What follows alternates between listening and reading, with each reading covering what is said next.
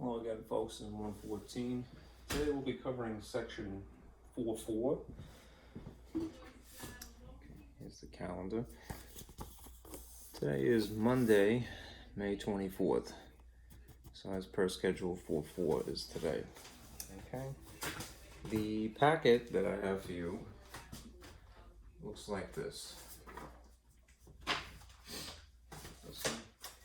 This is an overview I made of not enough description, but enough to get you going. The basic procedures for adding in other bases, subtracting in other bases, multiplying and dividing. Dividing is the most complicated, and I don't think you're just judging from what is in my lab. I don't think you're responsible for this, but I'll try to go through this at least one time. All right. Anyhow, you'll start to notice there is some similarity, all right, in how you go about doing this, but we'll discuss each of these. Okay. The book, at least initially, had suggested that, well, you give them tables to make it, sort of expedite doing the calculation. But the truth of the matter is you can't have a table for every conceivable problem. So there are general rules you should conform to. I made some graph paper, so if you want to, you can print this out and use it to sort of write, sort of the scaffolding. And then there are some examples. I left the solutions in as always because, or as usual, just because I figure even if you don't see this, then at least you'll have some inkling as to how to do it. Multiple pathways to the same destination. It's good as a teacher to facilitate that. That's that. So let me go through this stuff and we'll get started. All right. I turn on my projector again and adjust the lights.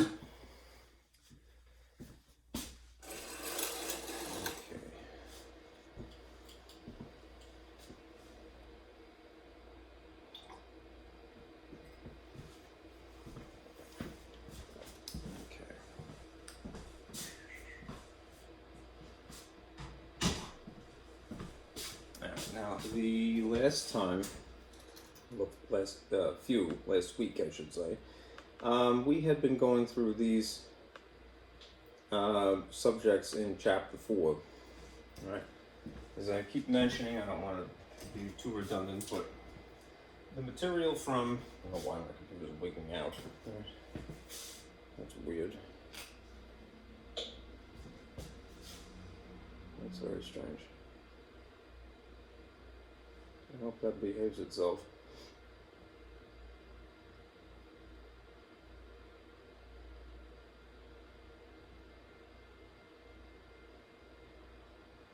I don't know what to make of that. Jeez, I hope this thing doesn't crack up on me today. Let me hit stop here. Something's up here.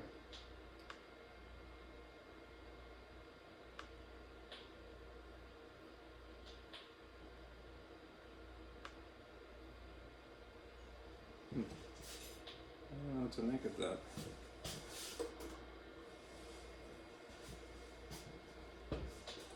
My computer would act funny. I wonder if it's the projector itself. That could be because I've used it for so long, but hopefully it won't die. Let's see what happens if I disconnect here.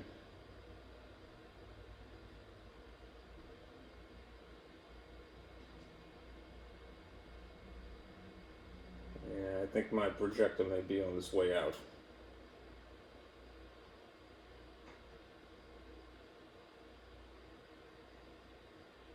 My computer itself is not acting funny.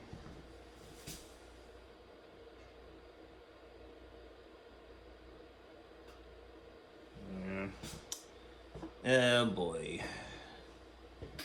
Let me do one thing here. I'll reconnect.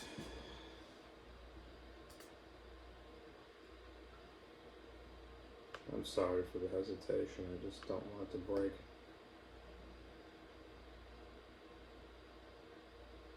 That seems a little different.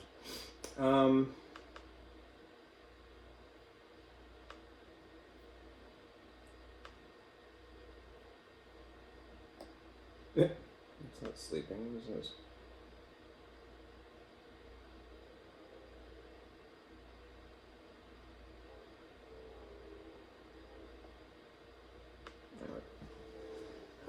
Let's push through here. Okay. These were the subject of section 4.1. Well, from here to here. These were the subject of section 4.2, and these were the subject of section 4.3.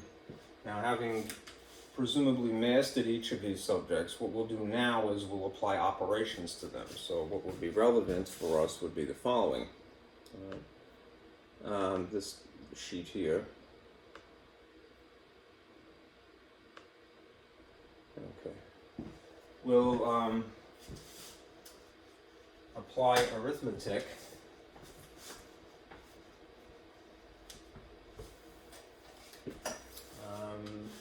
in other bases, which means that other than standard decimal addition, subtraction, multiplication, or potentially division, you might see those things in base 2, and base 8, and base 12, things like that. All right, now to get you rolling, all right, what I would advise you to do is, if you start with addition, write on graph paper for the reason I keep mentioning, which is that you have to teach a student, and yourself included, to align the place values, right, when you add or subtract. All right. And when you, if in the event that you have to carry, that you have a 2-digit solution to one column of the calculation, carry in the base. All right, so you would you're going to have to convert a lot. That's why I put this thought cloud here. In any situation, you're going to perform the work as though you were in base 10. All right, but then what you'll do is you'll convert every time. Right? It could be very tedious for that reason, and that isn't the only way to do certain problems, but that is the tried and true method that works 100% of the time. Okay, so we're going to go with that. Right? If you happen to have, and you don't always, unfortunately, if you happen to have a table that is already pre-prepared for you, all right, then you can employ the table. All right, so say, for example, 0 plus 0 in binary is 0. Well, 1 plus 0 in binary is, 1. All right? 1 plus 1 in binary is 1, 0, right? And so forth.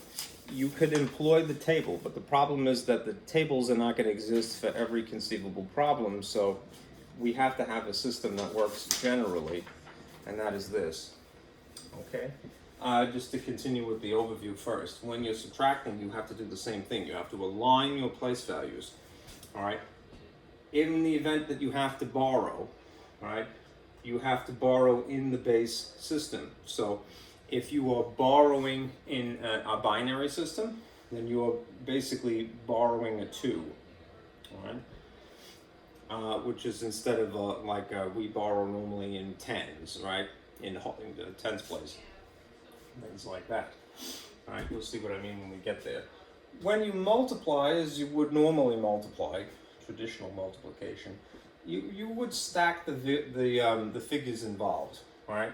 But the longer one would be on top, all right? And then you distribute the bottom factor to each content of the upper factor, all right? Because multiplication is an amped up form of addition, eventually you would also have to carry. So remember, when you carry, you're going to carry in the base system again. All right. Division, again, I don't believe you're actually responsible for this, and I'm saying that based upon what I've seen in the MyLab problems that you have. This is the most involved. All right. What it really requires you to do is to create a frame of reference first.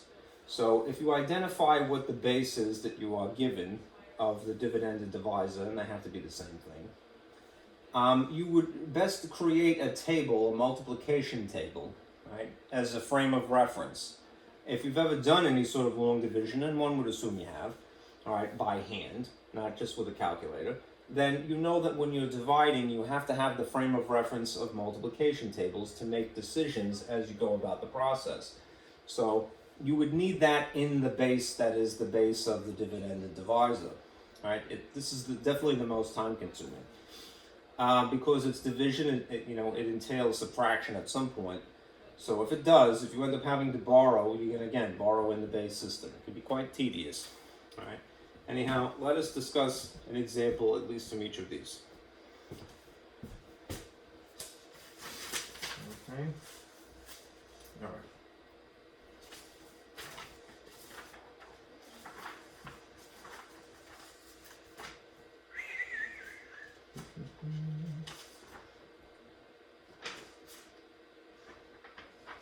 Just checking some stuff here.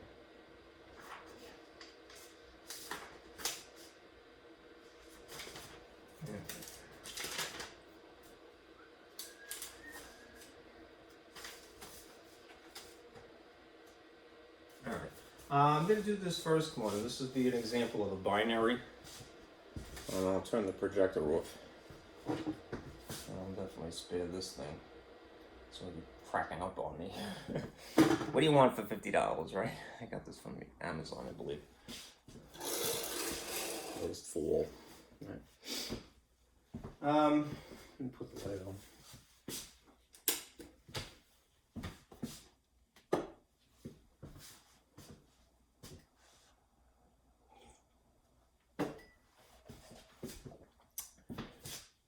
Let's do this problem. A good habit, if you're doing this calculation yourself, sort of split your paper in half, right, so that you can reserve space for the intricate work of the problem and any other complicated work over here. So this is the actual problem. I'll write it first so you see. 1101 in base 2 plus 111 in base 2. All right. And over here we'll have the work, all right? Scratch work. I hate to use that expression, but it would be correct. Adjacent to it. All right. Now, first things first. I don't have graph paper here, unfortunately. Take your add-ins and write them stacked. So what you might do is, I'm using faint color to make this work. Draw the first digit here and then sort of a faint column if you don't have graph paper. And then the next digit here.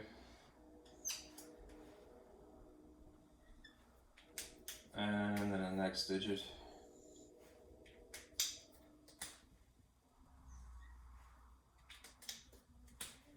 And so forth.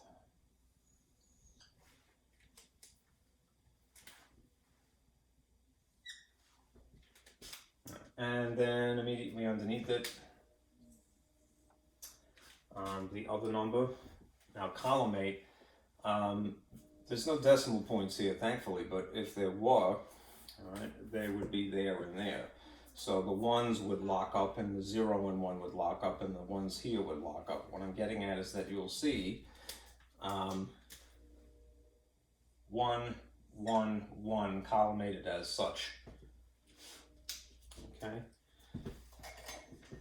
And then this is technically an equals. All right. And you have some space to do your work here. Right. The operation in question, you don't have to do this in colors, but color often emphasizes things. So I'm going to put the little base 2 here and the little base 2 here just for labeling as a reminder. All right. Now again, the strategy that I mentioned is this. Why am I putting this down? There's no point there. Stack what is given to you so that the place values are collimated appropriately. Give a kid, even if you weren't doing binary, give a kid graph paper to write on when they're learning math, because their sloppy handwriting will cause them to make an error.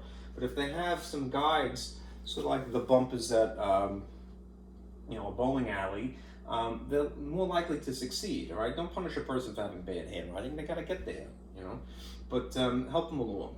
Right? So neatness helps when it comes to teaching math. Right? we're going to stack as we have, and now we're going to basically pretend that the operations are in base 10.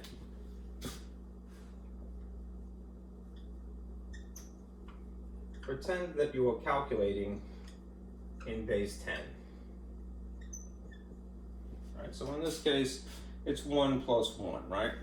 I'm going to put little bullet points as I work here. All right, 1 plus 1 is equal to 2 in base 10. All right.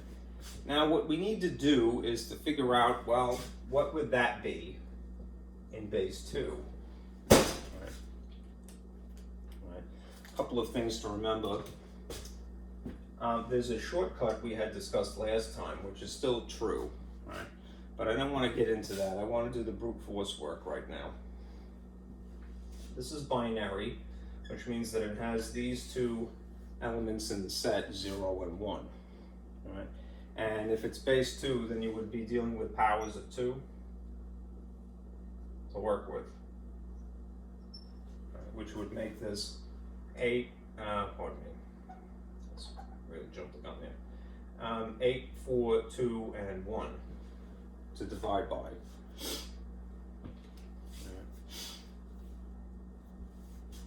Okay.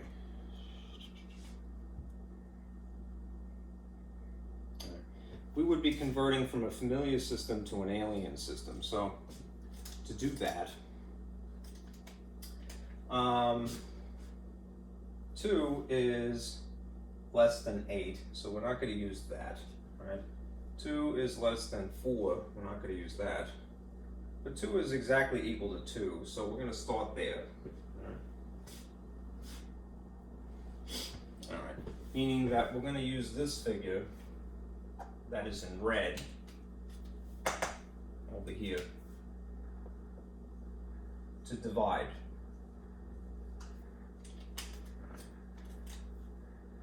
The 2 that is in base 10. All right. How many 2's can you squeeze into 2 exactly? 1, which would be 2. And if you subtract them, you get 0. But you would have to go to use this remainder one more step. You always go to the end 2 to the 0. Right. So you would have this division once again of 1 divided into the remainder that would technically be a 0 here. 1 goes into 0 exactly how many times? 0. All right. And 1 times 0 would be 0 and it would terminate. Right? And since you've accounted for this and this, you would officially be done. What does that mean? It means that 2 in base 10 is equal to 10, interestingly, in base 2. And that is what we would put here. So I'm going to take the 0 and put it in the bottom of this column here. And because it's in base 2, I'm going to write a little subscript label. And then I'm going to carry in the base. Remember that. You carry in the base.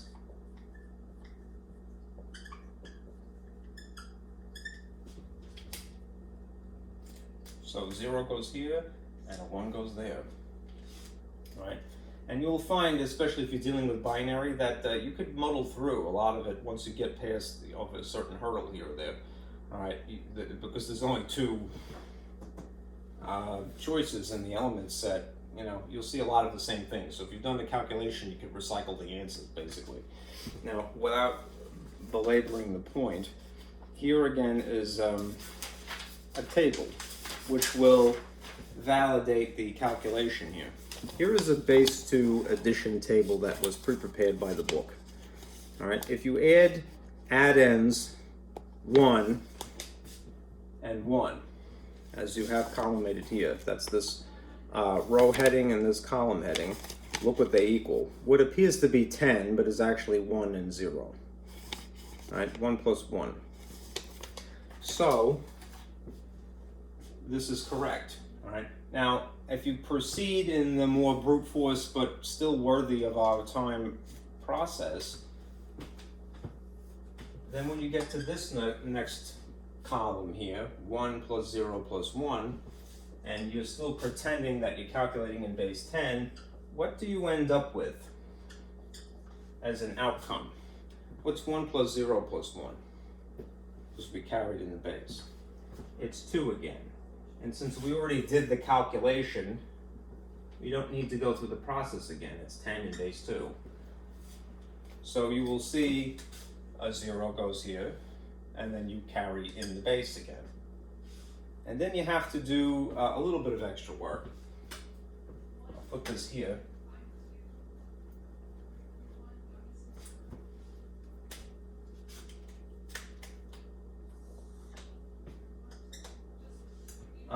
One plus 1 plus 1, which in ordinary arithmetic base 10 decimal system would be 3 in base 10. And you would ask yourself naturally, well, what is that in base 2? I have to convert every time. That's tedious, right? Well, you have a similar problem to what happened before. You take the number 3 and you compare it to 8, 4, 2, 1. That is the powers of 2. Right? And 3 would be less than 8, so you're still not going to use that. 3 is less than 4. You're still not going to use that. But 3 is greater than 2, so that's where we're going to start again. Now I bet that this is going to be 11, but let's go through it to prove it. We're going to use, when that switch happens from being less to either greater or equal, it's usually just greater, then we divide. Right, by the appropriate power. 2 goes into 3 roughly 1 time, which the difference is 1. And we'll save that as part of the answer. And then continue with the remainder here.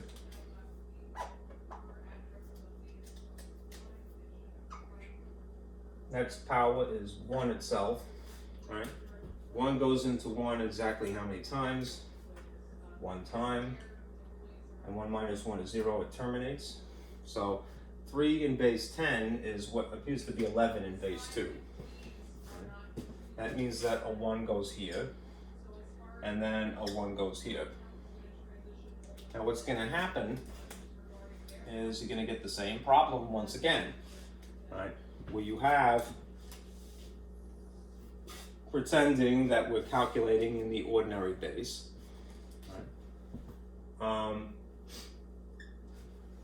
1 plus 1, which is 2 again in base 10, and we already know that that is 10 in base 2, or what appears to be 10 in base 2. So now that we've exhausted all of the columns and gone all the way to the end here, we have a 2-digit answer, 2-digit wide. So we'll just put the solution 0 and then a 1 here. And there's your answer, right? 1, 0, 1, 0, 0 in base 2. Okay? You can again use, all right, a table if there is one available. All right? But we still need a backup system. This brute force sort of plowing through method here, all right, is what works universally, right? With or without a table handy. Right? So do not learn to do this, right? All right. Let's move on. There is similarly a table for base 5 addition.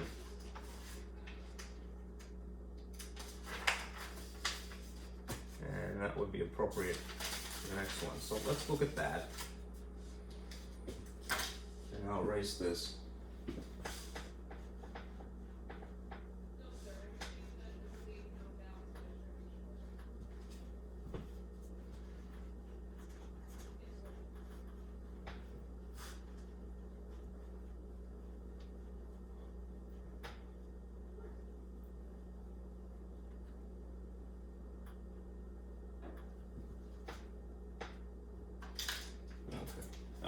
Suppose you are given 34, what appears to be 34 in base 5, and you're adding 23 in base 5.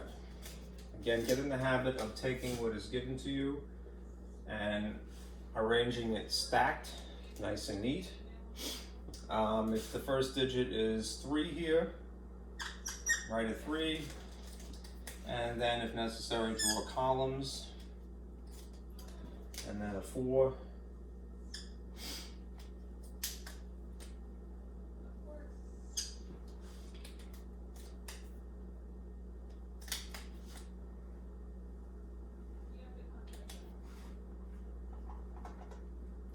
And again, there's no decimals here, but if there were, right, then there would be a decimal here and here. That means that the 4 would be stacked above the 3 here. So you have a 3 and then a 2.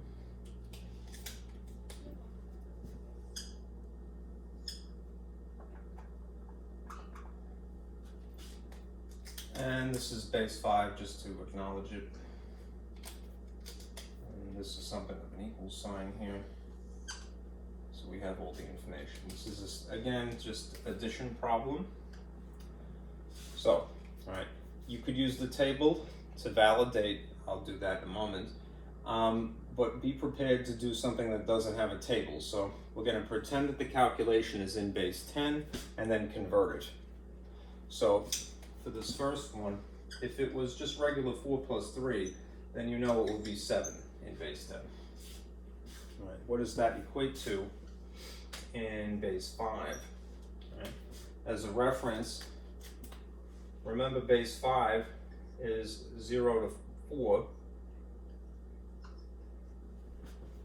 There are 5 elements in the set. They always start with 0 and just shy of the base 5.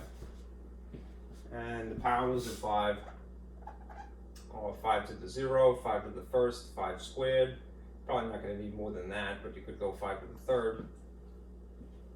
125, 25, 5, and 1 are the potential divisors as we convert. So we take our figure 7 and we compare it to the powers of 5 in this case. Now it's definitely less than 125, so we're not going to use that. 7 is less than 25 even, so I'm not going to use that.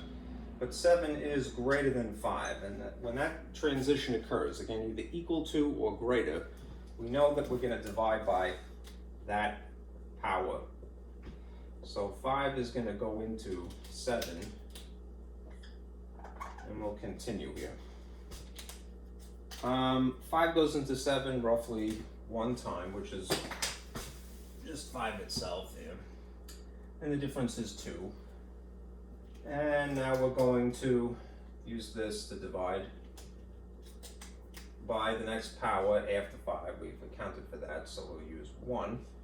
And 1 goes into 12, into 2 exactly twice, which is 2, and it terminates. And these 2 digits are part of our answer. 7 in base 10 looks like 12 in base 5.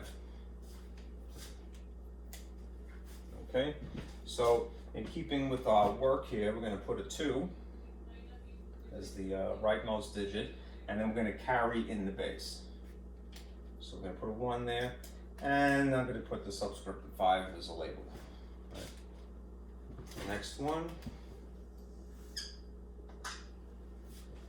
1 plus 3 plus 2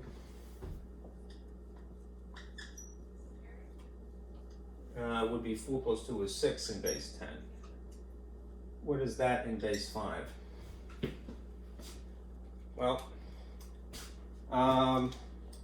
if we compare this figure to our powers, 6 is less than 25, so we won't use that again. All right, but 6 is greater than 5, so we will use that to divide.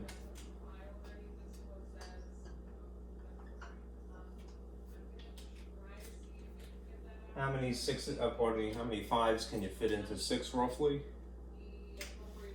1, which is 5, and the difference is 1. And so the next one is 1 divided by 1 into 1. How many 1s can you squeeze into 1? Exactly 1. Which is, it terminates. Well, that makes sense, right? If 7 is nearly is 12, or looks like 12. Then 6 is something that looks like 11. It's just one short. Right? I would be leery of making a rule about that, but that helps confirm or deny your suspicions. Anyhow, we have 11. So we would collimate here again. 1 goes here, and since there's nothing to carry over, we have a 1 here. And that means that this is what appears to be 1, 1, 2 in base 5. Okay? Now again, if you have a table, as the book has provided, you can use this to confirm the individual calculations. Here's 4 plus 3. If you look at this table, it goes down to 4, thankfully, and connected with 3, you see that they cross at the point of 12, or what looks like 12. When you get to this one, all right, this is 4 plus 2, essentially. Here's 4 and 2, which is 11. It'll spare you a little bit of work. All right. We nonetheless need to know how to deal with it intricately. Okay. Not too bad, right?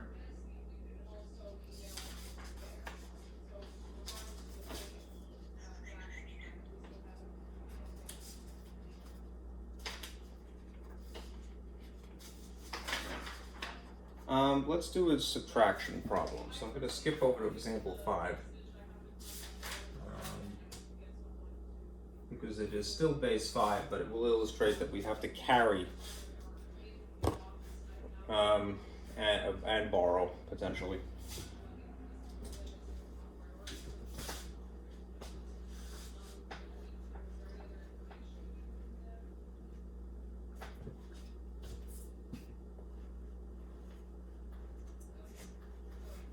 Probably going to need the space for this, so let me erase this. All right. Now, what's given to you would be, I think it's officially example 5 in the packet. You see 3030, or it looks like 3032 in base 5, minus 1004 in base 5. Okay. This is a subtraction problem.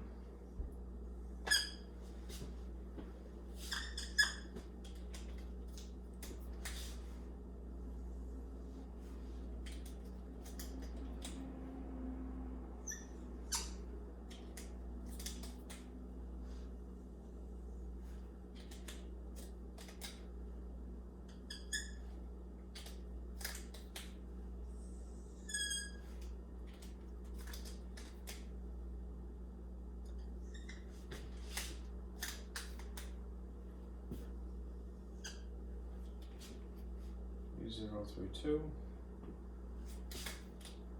1004 would lock up with it here. And I have that. And just to be clear, this is base 5 and base 5. I don't know if it's necessary, but there's an extra column. And this is subtraction. All right. So as an overview, remind you from before.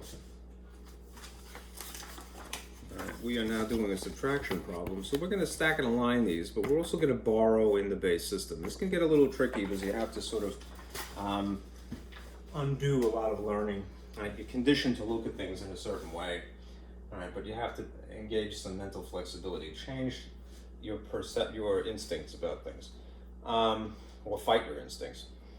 All right, now we are still going to do the same thing, which is we are going to pretend, right, that we're just calculating in base 10, and then we're going to convert.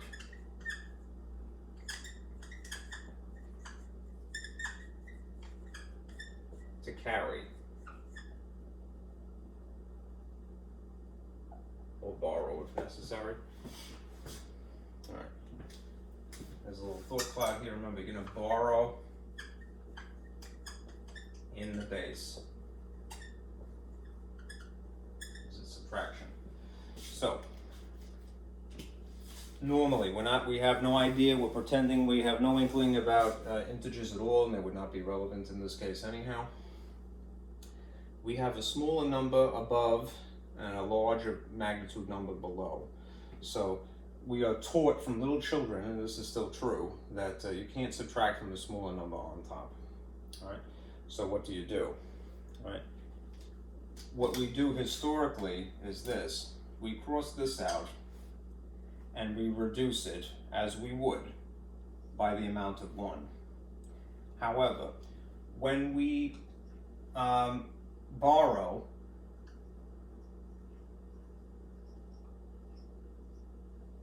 how much are we borrowing? In decimal addition, a decimal subtraction, the amount that we borrow in this case would be 10, so we make this 12 instead. But we're not going to do that. We're going to borrow in the base. So this is base 5. We're going to basically add 5 to this. Okay, just not to confuse it with these labels here.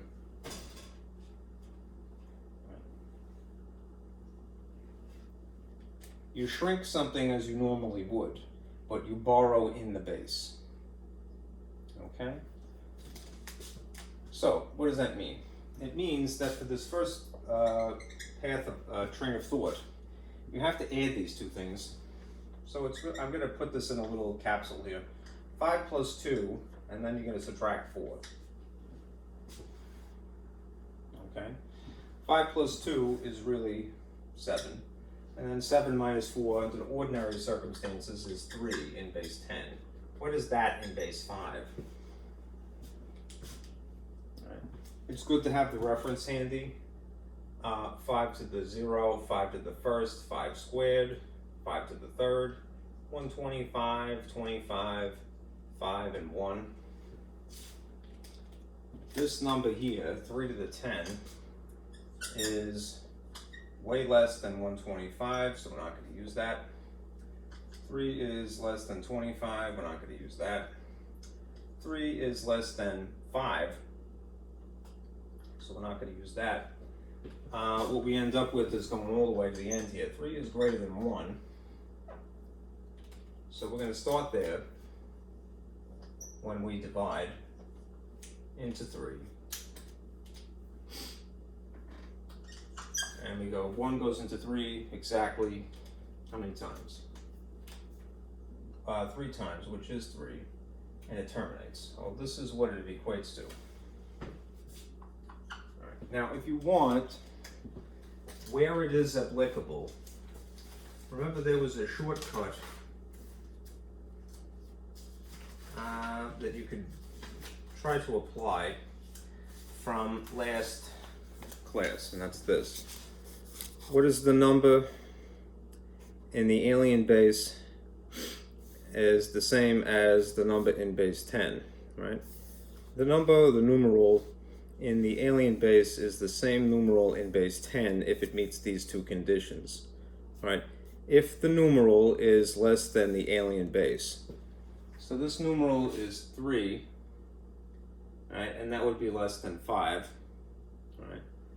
And the alien base itself is less than or equal to 10. Well, 5 is the alien base, and that is certainly less than 10. So this is an afterthought, but this confirms that this would be the same thing, look the same in either of these bases. All right. Anyhow, so we have established that 3 in base 10 is 3 in base 5. We then put that here in the answer, and we continue. This is base 5, so I'll just write a little subscript here. This is really just 0, which is the same as not having anything. All right. So you could just carry this down, spare yourself a little bit of work, and you have a 2 here. All right. Same thing here. These are just zeros collimated, so you could spare yourself a little bit of work. And you have a 0 here. And then you have this problem, this last column, 3 minus 1. So a little bit of work here. No borrowing in this case. It's just the bigger 3 on top here, magnitude-wise. 3 minus 1 under ordinary circumstances is 2 in base 10. Right? You would be met with a similar situation to before, right? If you swap 3 for 2, 2 is less than 125, don't use that. 2 is less than 25, don't use that. 2 is less than 5, don't use that. But you get to the situation where 2 is greater than 1. So you would in fact divide that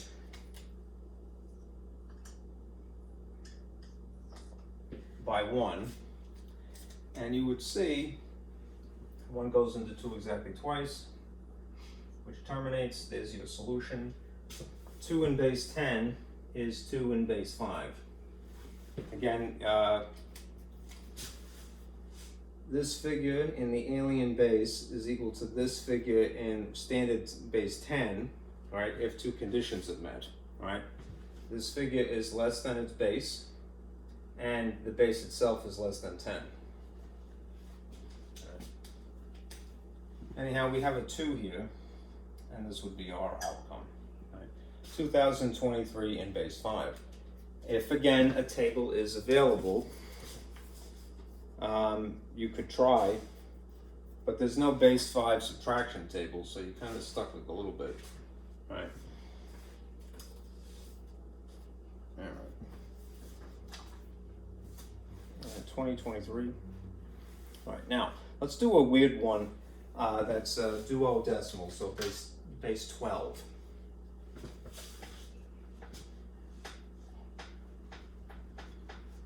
And then we'll do a multiplication.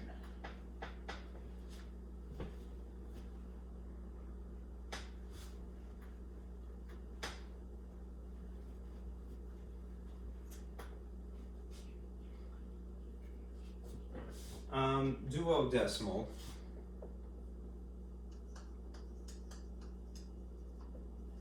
Which is base 12, has this character set. 0, 1, 2, 3, 4, 5, 6, 7, 8, 9. And then we need 2 more characters to go up to what would be 11. Right? Why? Why not 12? Because we're starting at 0. We use A and we use B, right, to represent 10 and 11 specifically. There are 12 characters or elements total. Right? The powers of 12 include 12 to the 0, 12 to the first, 12 squared, and hopefully you won't need anything beyond that.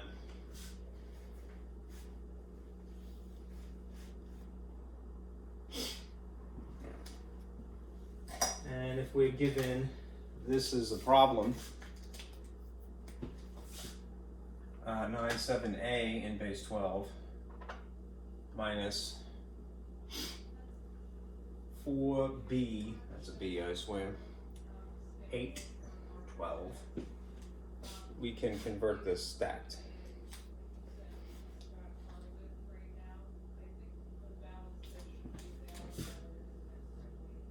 Like this. Vertically, this is beginning to die. 9, is it faint? No, you can see it.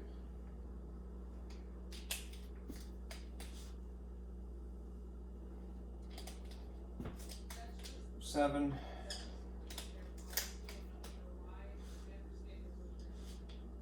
A,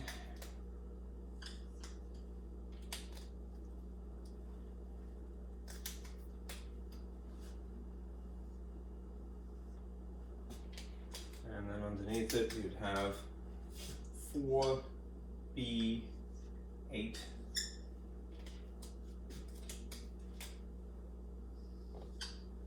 This is a subtraction problem.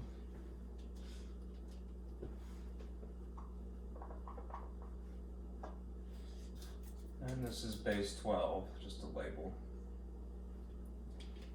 Okay, now it is very awkward, right? To start subtracting number letters here, all right? Nonetheless, it's what we will do. That is better without the glare there. Okay.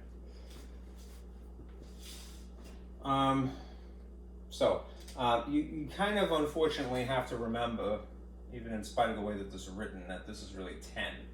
All right, only for the sake of comparing. All right, is the larger number on top, or is the smaller number on top? In this case, it's more or less the normal situation. Larger number on top, smaller number below it. So you can do the traditional subtraction now.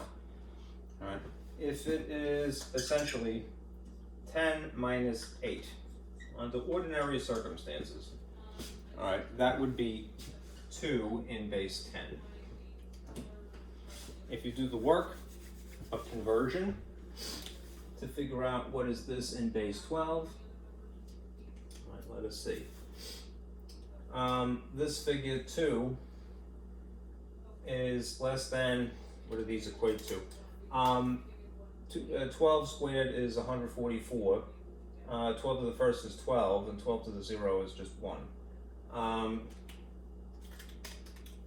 2 is definitely less than 144, so we won't use that. 2 is less than 12, so we won't use that. But 2 is greater than 1, so we would do that. And we have the situation as before. And since we're dividing by 1, we get the exact same figure.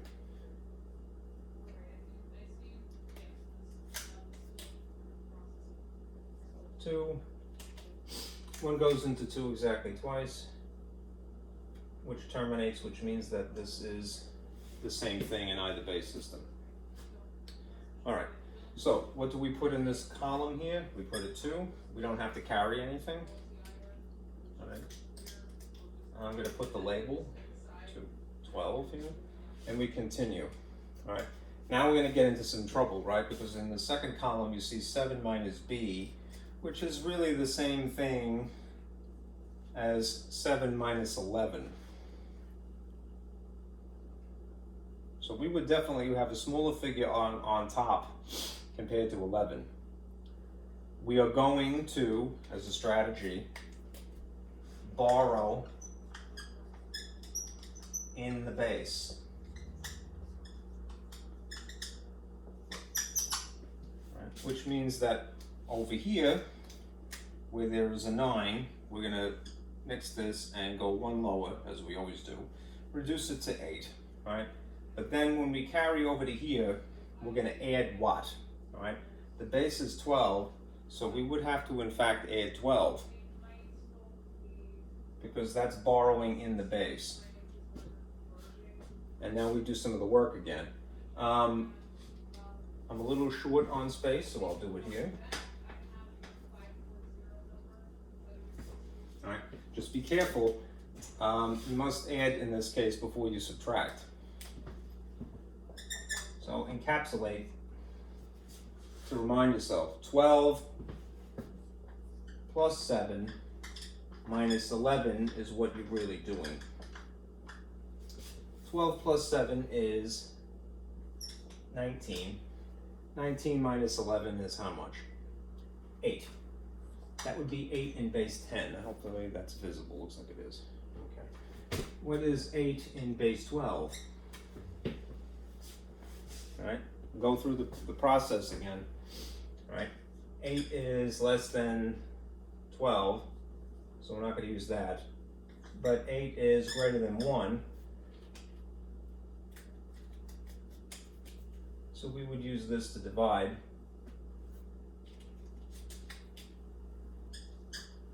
One goes into 8 exactly 8 times. Terminates. These are the same in either base. So we would put an 8 here. All right, and then we have to do one more, right, using 8 instead of what was there. Okay. Let me see if I can squeak this in.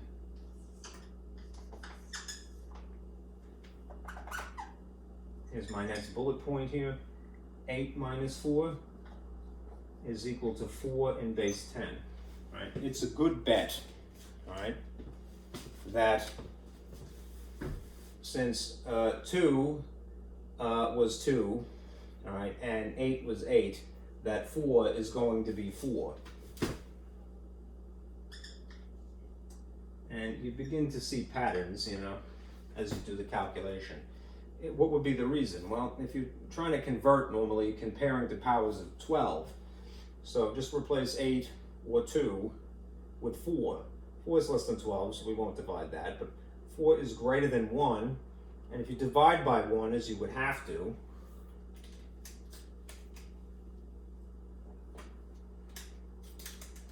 this figure by 1, you would end up with the same thing again. So you'd end up with a 4 here. 400, or what appears to be 482 in base 12. Okay, it's a little tricky, right?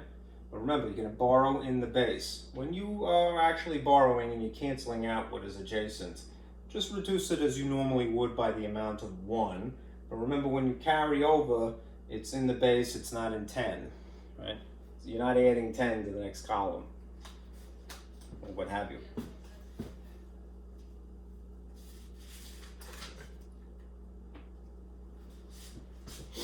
Let me see if this is behaving, so I'll turn this back on. All right, let's shift gears for a moment.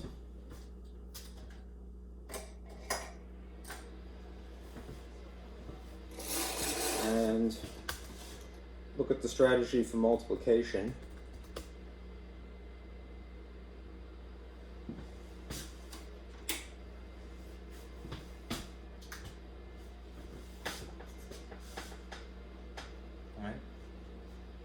We know how to carry in the base system. We know how to borrow in the base system. Now, as we multiply, we're going to carry. So it's an amped up version of addition, as multiplication always is. All right, we're still going to stack things, but we're going to stack it so that the longer factor is always on top. You can use graph paper, but you don't have to rigidly collimate the two factors. It would help if you did, right? It's only when you start to add or subtract that you really must, right? And we're going to carry in the base system as well, okay? All right.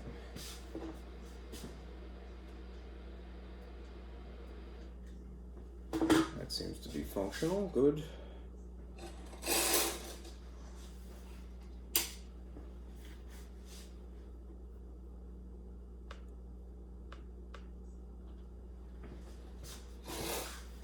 Okay.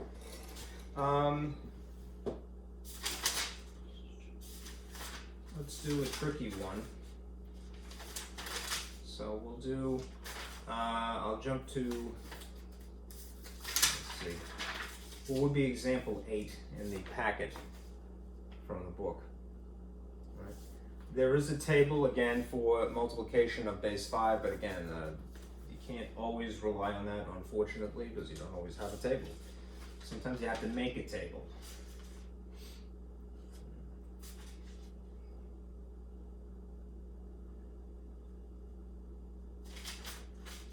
Okay. Let's see if this works.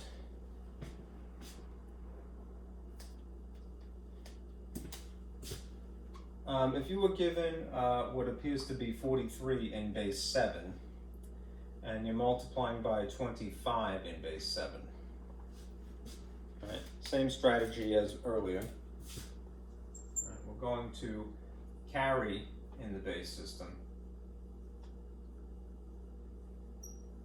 That definitely writes by nothing better. Okay. I would nonetheless stack these.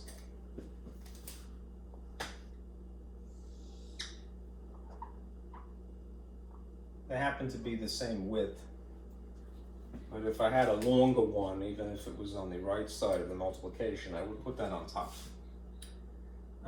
So we have a 4 here, and I'm going to draw some extra long lines here, so I may have to add, and then a 3 here.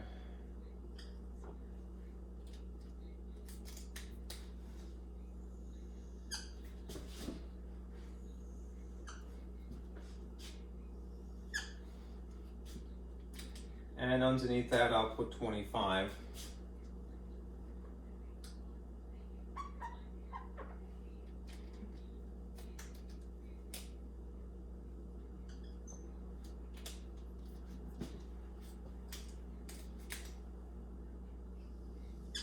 go about the process here. Maybe another column, so I'll just do that. Okay. We are multiplying in this case. The base system is a base 7 system. Remember, they both have to be the same. And we're going to pretend to calculate in base 10 and then convert. Right? Now you distribute, at least if you were taught traditionally in the United States, all right, we stack our factors and then we distribute the bottom to each of the top. All right? And that fills in this first row here, what will be a first row here. And then when we get to the second digit, before we distribute, we create a placeholder. And then we proceed in the same fashion, distribute the bottom to each of the top. All right. There are, I'm sure, other systems of multiplication, and they're fine, but at least when you're doing something like this, it would be good to fall back on that method. All right. So, let me put that down. Do some work here. All right. 3 times 5. Well, you know what? Let me make a little reminder to myself here. If we're talking about base 7, these are the elements of base 7 set. 7 total, stretching from 0 to 6. And the powers of 6 would be 6 to the 0, 6 to the first, 6 squared, 6 to the third, something like that. That makes this 1, 6, 36. And I forget offhand what 6 to the third is. It may not be necessary, but let's double check here. 36 times 6, 216. For reference. Okay. So, first calculation. I think I picked up the dud.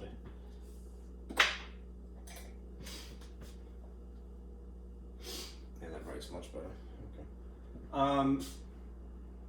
Okay. 3 times 5 is 15 normally in base 10. And we're going to calculate what is this in base 7. You could employ a shortcut. I myself find that sometimes confusing. Right? So I'm more inclined to do things brute force and then validate as an afterthought, not to corrupt you. But let's see. When you get more practice doing anything, then you're a little bit more gutsy, Anyhow, we're going to convert this. So if we compare 15 to the powers of, I'm sorry, I'm in the wrong base here. 7, dopey, what am I doing? 7 to the 0, 7 first, 7 squared, 7 to the third. All right, that would be 1 and 7 and 49, and I think it's what, 243 or something like that? 343. Dope. We're going to compare 15 to these powers of 7, right, not 6, and we'll see what we get. Okay, so 15 is definitely less than 343. We're not going to use that. 15 is less than 49. We're not going to use that. But 15 is greater than 7, so we're going to start there. Use this to divide into the figure. 15. How many 7s could you squeeze into 15 roughly? 2, which is 14, the difference is 0. No, 1, pardon me. Save this. And then we're going to divide the remainder by the next power, which is 1. 1 goes into 1 exactly once, which is 1, and it terminates. So 21.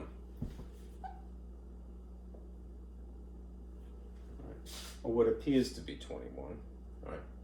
So we're going to put a 1 here, because that is in the base of 7. And we're going to carry the 2, which is part of that solution, over here.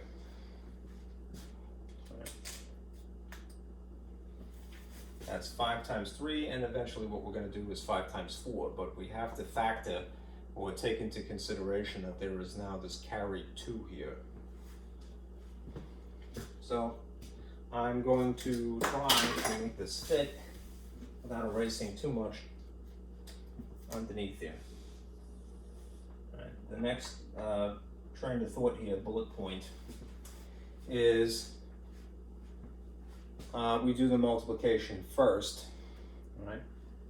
So it would be 5 times 4. Must do that first and then add 2. Right, in ordinary 10, right, base system. 5 times 4 would be 20, and then 20 plus 2 would be 22 in base 10. What is that in base 7?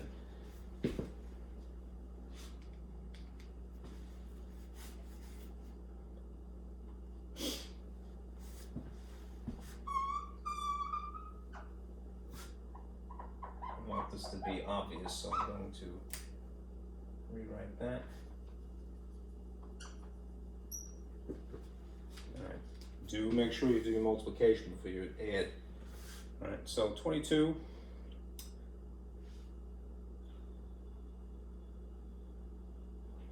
We're going to compare as we had earlier. 22 is less than 49, so we're not going to use that.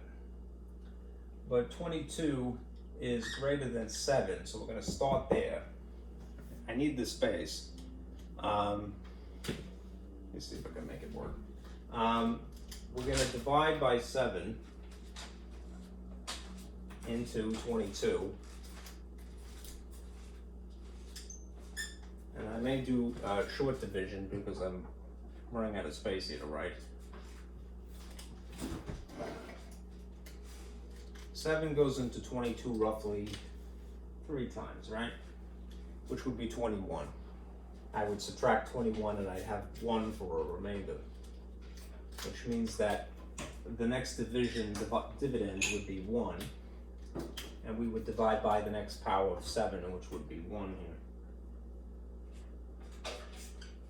And 1 would go into 1 exactly 1 time. So you would see what looks like 31 in base 7. That means that you would put a 1 here, and since there's nothing to do, there's no third column here, 311 is what you'd have on the top here. All right. Now, that's having distributed 5 to this and then to this. I'm going to extend the scaffolding here as I built it so that we can do the 2 into 3 and the 2 into 4.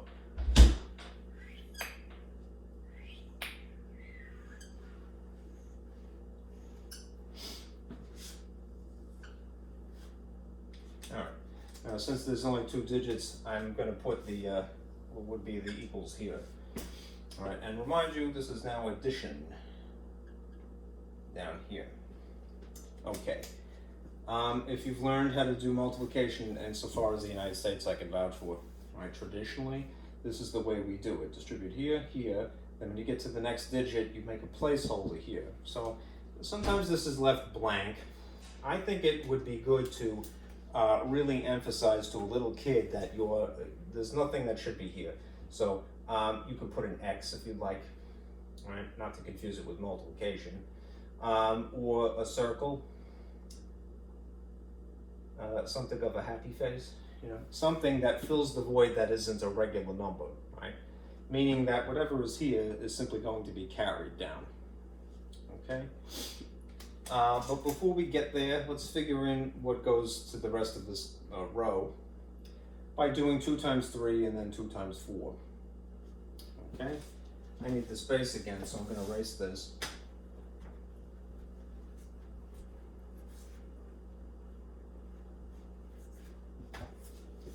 Continue. The portion of this that is 2 times 3 distributed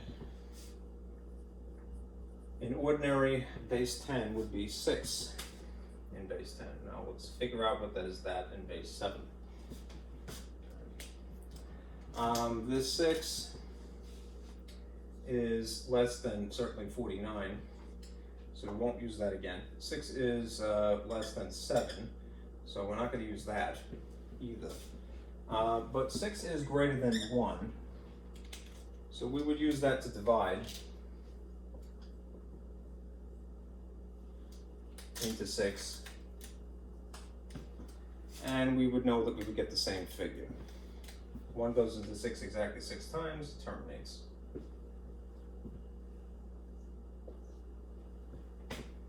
Six in the alien system of base 7, right, is 6 in the familiar system of base 10, right? Which means that a 6 would go here.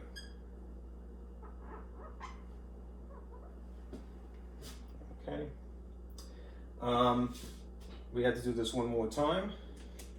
So let me just isolate that. Another bullet point here. We did 2 times 3. There was nothing to carry, so it's just 2 times 4 now. So 2 times 4 in ordinary base 10 would be 8. What is that in base 7? Okay. If we replace 8 here with the replace these 6's with 8, you see that 8 is less than 49, but 8 is greater than 7, so we would divide that first.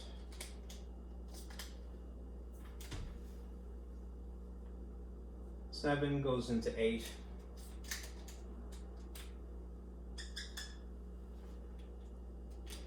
Exactly 1 time. Save that. The difference would be of 7 and 8 would be 1. So we would then divide 1 by 1, the next power of 7. And you'd get 1 again. So you would see, and that would terminate. So this is, what is 8 in base 10 is actually 11 in base 7.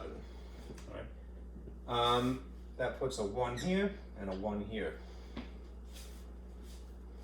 So 116 and then a void there.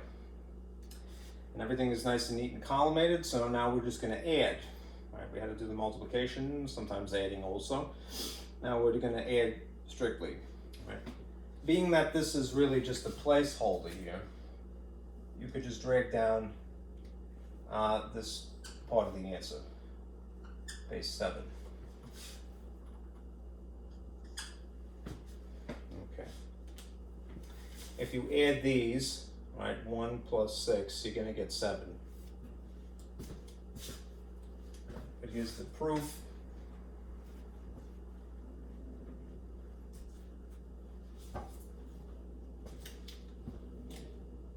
One plus 6 is 7 in base 10. What is that in base 7? Well, 7 is equal to 7. It's less than 49, but it's that. So you would divide, actually I'm jumping the gun, it isn't 7. So, because it's going to be 1 extra. Sorry, better to check. You're going to divide by 7 into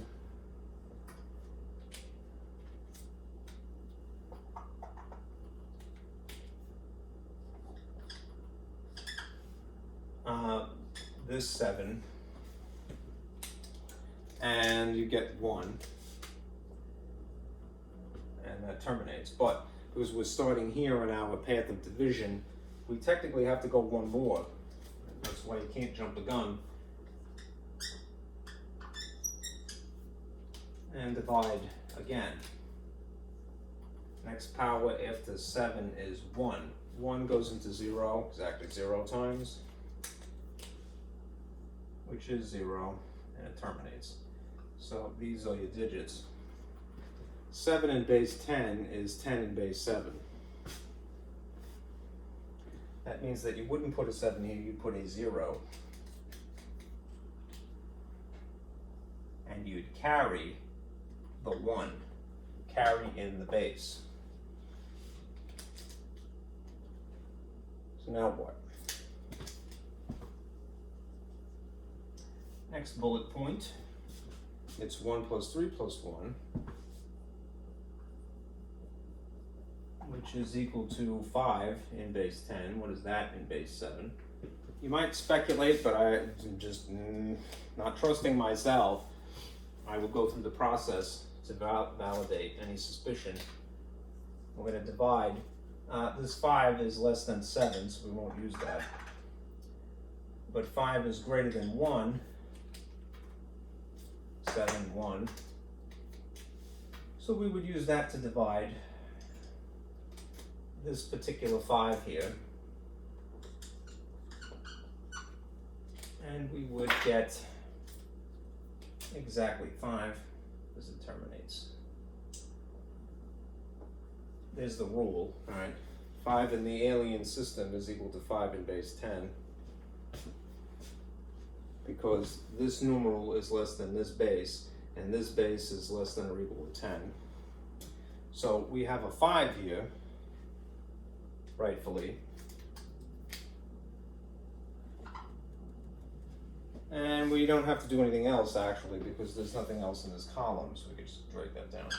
1501 is in base 7. Okay. It's a bit tricky, right? Because it's tedious. The more you do it, the better you get at it.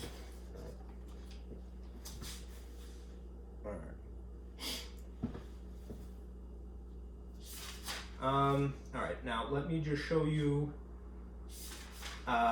you're not probably not responsible for a division problem, but I would feel remiss if I didn't show you at least one example. So let me show you what you would have to do left to your own devices if you had to divide. Okay. This requires some preliminary work, so let me erase a lot in this case because I need the space.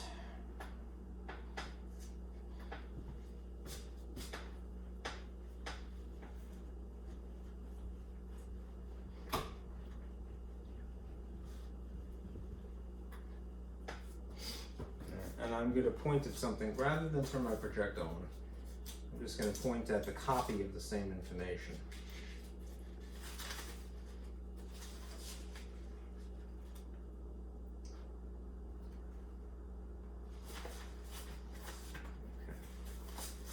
If you were going to divide, right, a couple of basic facts you must master, right? The names are important of the numbers as they would be in relation to the operation, the operator symbol, right? What is on the left side of the traditional, in the United States is the traditional way we write it, elsewhere it might be just a colon. We put the dividend and the divisor is on the right side. If you write it in this sort of division box style instead, the dividend is on the inside, regardless of its size, all right? And the divisor is on the outside, right? Typically, the larger thing is the thing on the inside here, but don't be brainwashed, right? People tell you that as a kid because that's usually the case, not 100% of the time, though, right? There's no commutative property of division, so it's very important, right? What is on the left goes inside. What is on the right goes on the outside. Okay? All right, now the other thing is you need to have a frame of reference. When you divide, invariably you need to multiply, right? You need to have in your mind, you need to have the frame of reference that is multiplication tables. What complicates this is that you need it in the base. So you're going to have an alien multiplication table, if you will, right? And then because it involves subtraction, you're going to end up having to borrow, right? This would take a rather long time, which is why they probably would not bother you with it, but it reinforces the earlier set of skills, so it's worth our time, all right, to investigate.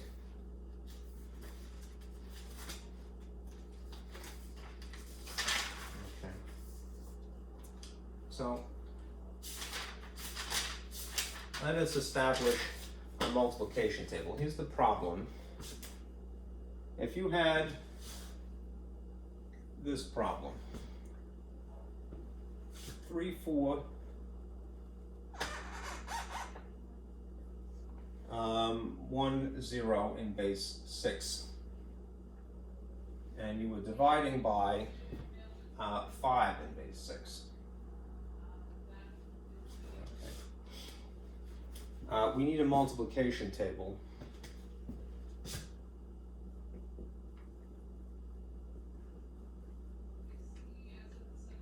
In base 6, because that was what would be involved here.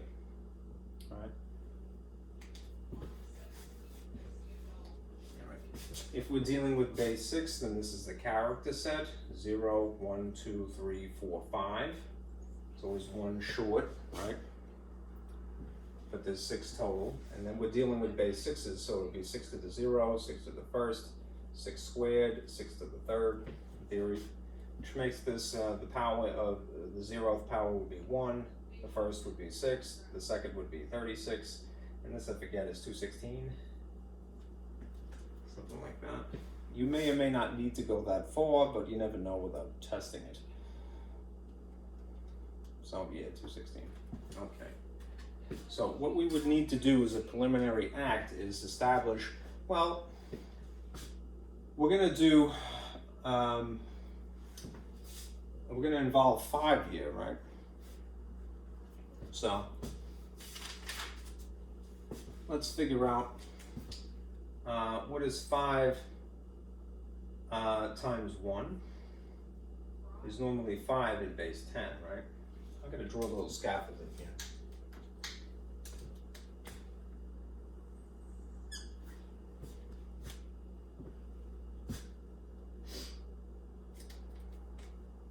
Five in base 6 times 1 in base 6 would be equal to what? Base 6.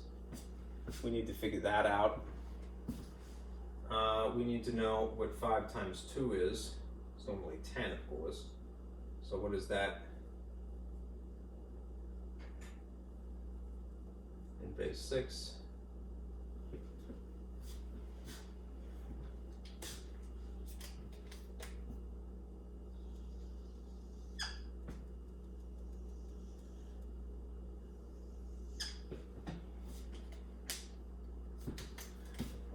Five times 3 is 15 in base 10. What is 5, 6 times 1, 3, 6.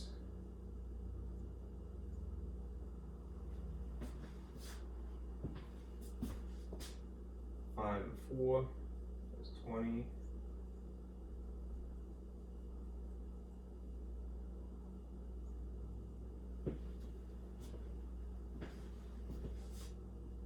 And how far we're going to need to go. Let's do one more. 5 times 5 is equal to 25. What would be 5 in base 6 times 5 in base 6?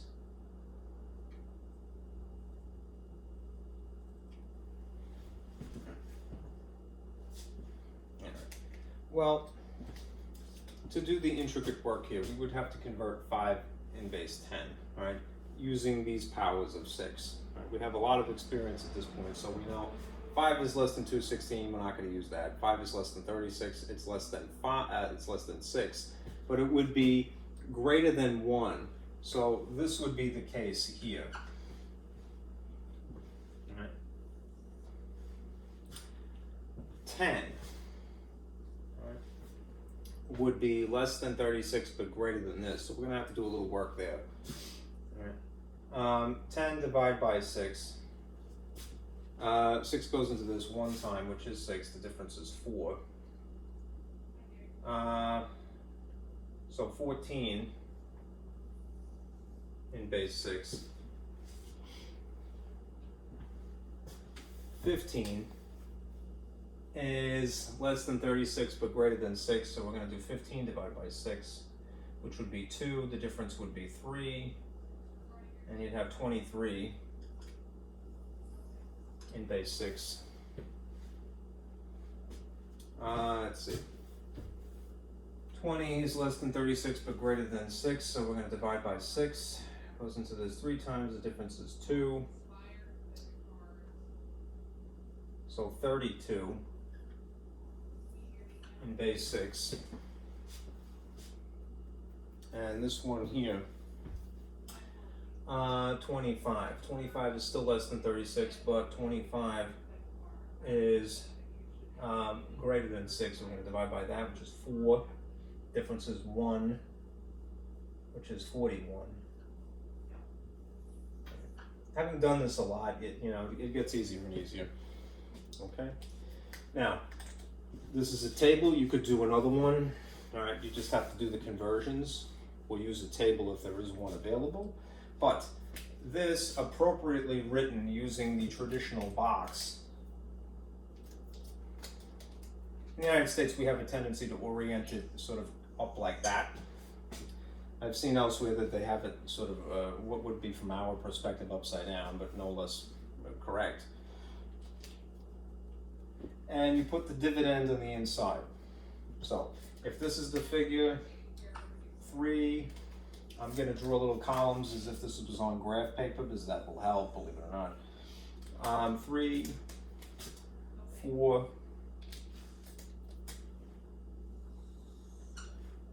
and I will extend them if necessary. 1,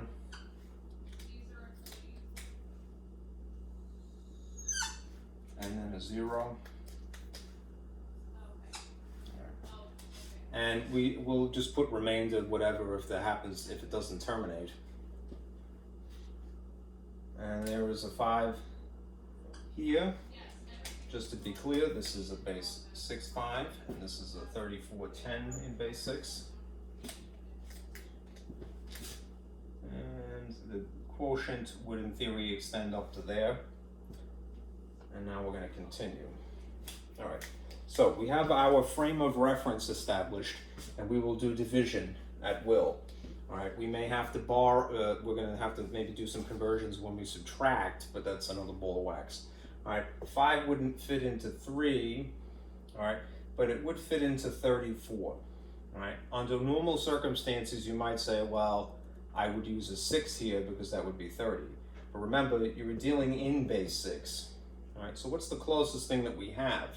All right, we have 5 times 5 is 41, all right, according to base 6 arithmetic here, this multiplication. So that would be overshooting 34.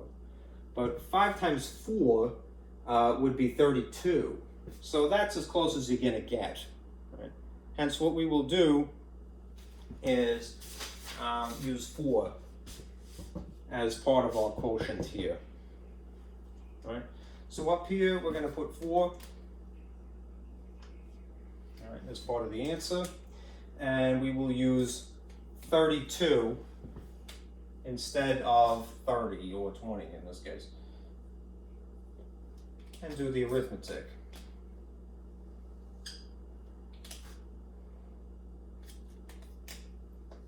Okay, now remember, still in base 6, so we could just assume that it's 4 minus 2 would be 2 here. We have to check. So I'll have to have another bullet point someplace. I'll do it here if I can help it. All right, 4 minus 2 under ordinary circumstances is 2 in base 10. What is that in base 6? Okay. Well, we can compare and maybe we'll get lucky here. 2 is less than 6, but it's greater than 1. So what's going to happen is that this is going to be a 2 here. It works out in our favor, right? All right, so we end up with a 2. All right, and then we're going to do this. 3 minus 3 instead, all right, just to verify. 3 minus 3 would be 0 in base 10. What would that be in base 6? Right.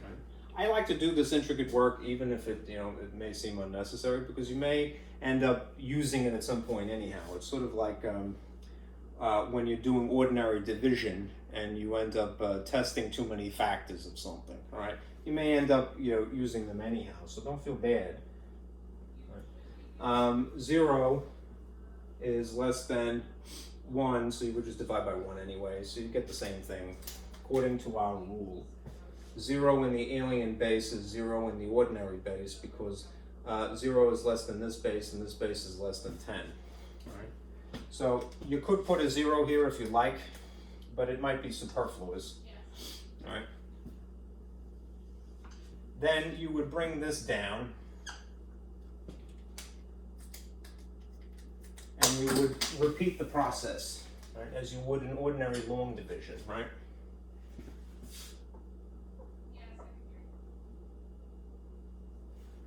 All right, 5 in base 6 into 21 in base 6. All right, remember, don't say 4 again, because we're not dealing with regular decimals. We're dealing with things that are base 6 system. So we'll refer to our reference here. All right, 5 times 3 would be 23, which is overshooting this. All right, but 5 times 2 is 14. We would have to go with that, right? So 5 times 2, that's part of the quotient. And then that is 14, would go here and here. And I'm gonna have to extend the scaffolding here.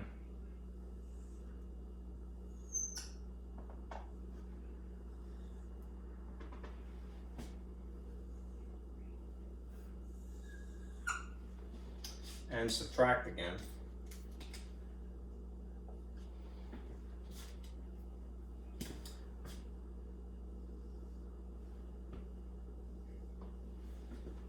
Make it a little bit more clear. Now we get in some trouble, right? Because we have a smaller figure on top of a larger figure, right? Even in the alien system. So we have to borrow, all right? What are we gonna do? We're going to borrow from the 2, reducing it to 1, right? But what we put here is plus 6 because you borrow in the base, right? Which means what?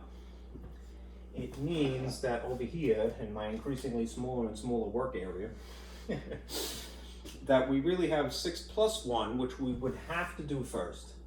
So I'm going to encapsulate it in a little parentheses, right? And then subtract 4. All right. 6 plus 1 is 7, naturally.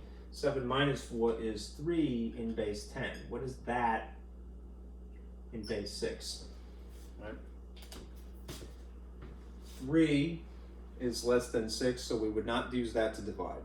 But 3 is greater than 1, and dividing by 1 isn't changing anything. So what do we get again? We get 3 in base 6 is equal to 3 in base 10. Which makes sense according to our established rule. 3 in the alien system is equal to 3 in the regular system, because this figure is less than its base and that base is less than 10. Okay, so what do we put here in this column?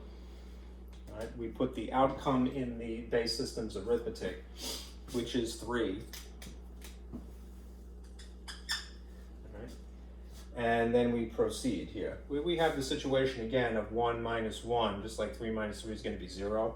So you could put a 0, but it is basically superfluous. Right? And we have one more figure to carry down to complete this.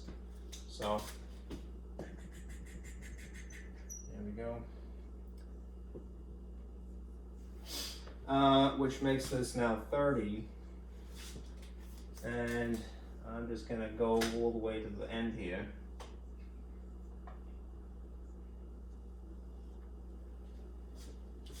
All right. 5 goes into 30. This is base 6, 5. All right, use the reference in red here. All right, what can get us as close as possible? 41 would be 5 times 5. That's overshooting it. 32 would be 5 times 4. All right. Closest we're going to get is going to be 5 times 3 in this case. So I'm putting a 3 up here in the quotient.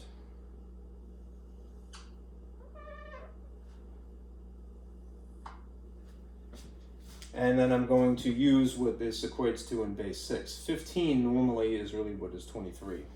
Right? So a 23, a 2, and a 3 would go here. And if this was on graph paper, that would be great. just to emphasize where we're subtracting, I'm going to put a darker line here and remind you that this is minus. All right. So we have a similar situation as we keep having, which is that we have to borrow because we have a larger figure above a smaller figure, which means that we borrow from the adjacent column if we can help it. This makes it reduces by the normal amount, which is just 1, so this becomes 2. All right, but what we add here is plus 6, because we borrow in the base, just like we carry in the base.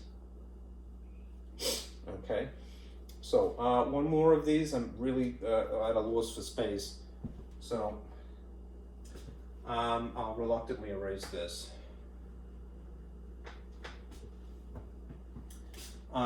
6 minus 3, because what do we end up with? Bullet point here, we have to add first, so 6 plus 0 minus 3 is what we would have. That would just be 6 naturally. 6 minus 3 is 3 in base 10. What is that in base 6? I think we may have established that already, haven't we? We did. 3 in base 10 is 3 in base 6.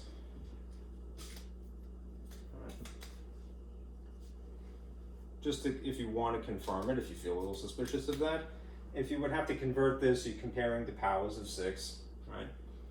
3 would be less than 6, you can't use that, but 3 is greater than 1. If you divide by 1, it's not changing anything. So we have a 3 here, down here, and if you examine what is left over, the guts here, you have this reduced 2 minus 2, which is going to just produce the same thing as before. A number minus itself is just 0, which is superfluous, right?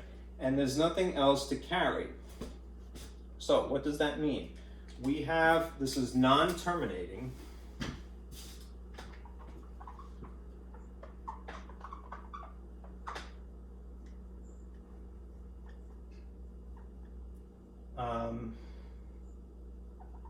We have a remainder, to say,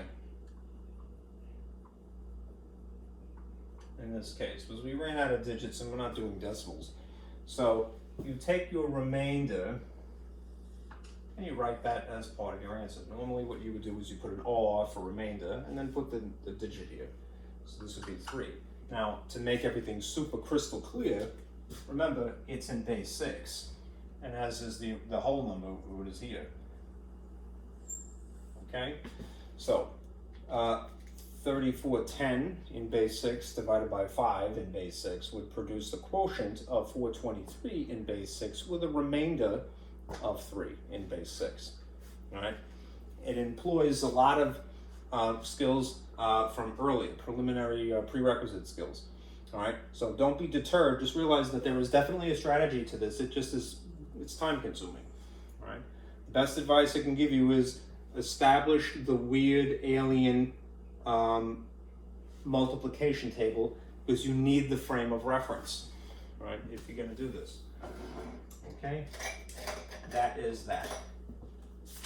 So let me just remind you